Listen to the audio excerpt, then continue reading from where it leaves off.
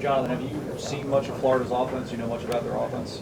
I haven't really watched too much film on them yet, so we're probably going to start our preparation for them today. Reaching this point, getting to the SEC championship, I mean, you guys have known for a while, you've been playing with your backs against the wall. You almost had to be perfect to get to this point. Now that you've achieved that, do you guys reflect at all, or is it all focused on Atlanta right now? Oh, no, we're all focused on that game. You really don't have time to reflect, on our business. So we're really just focused on preparing, having a good week of practice, and get ready to go down and have fun in Atlanta. Jim McElwain last night kind of made a joke about the front seven. He was asked about the front seven and said it was more like the front 30 because they have so many guys. I guess first, what's your reaction to the praise you get sometimes from the coaches? Oh man, I mean it's always nice to hear, but at the same time we took with a grain of sand because we have a bad game, then they'll be at our throats. So we really don't worry about what they say about us. We should worry about going out there and playing good football day in and day out.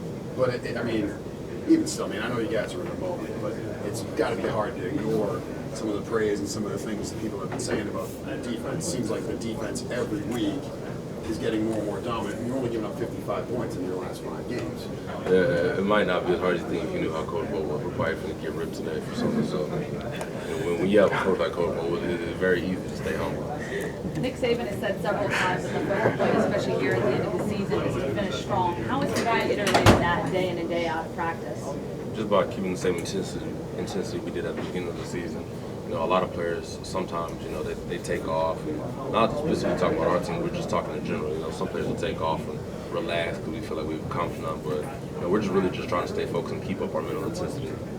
What makes Kirby Smart a good defensive coordinator? His relentless attitude. He spends so many extra hours in the film room breaking down opponents and doing all the extra stuff that a lot of people want to do. And you definitely see that in his work. He always has us in the right position, the right front, giving us the right call for the right situation. So I would definitely say his relentless effort to try to be perfect. When you're dealing with the defense that is so talented, I mean, really, any of these guys could start, but there is that rotation.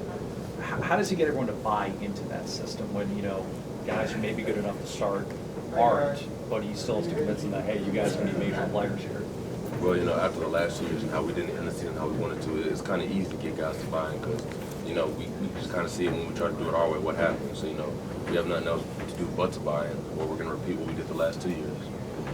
Talk about the rich history of Florida and Alabama in the SEC championship. It's almost like it's happened so many times, and then unlike the late '90s, like y'all are the heavy favorites. And just talk about that. Oh, definitely. This has been a rich rivalry that I've seen growing up, and I'm just glad to be a part of it. So I'm excited to play Florida in the SEC championship this week. They have a more mobile quarterback, and when you guys have to deal with somebody who can run and move the pocket, how does that change you guys' front seven trying to get to them? I mean, we really don't feel like it changes how we rush. We definitely got to be more smart, take less risks, but we're still going to try to be aggressive in front and try to get pressure with just 4 guys down.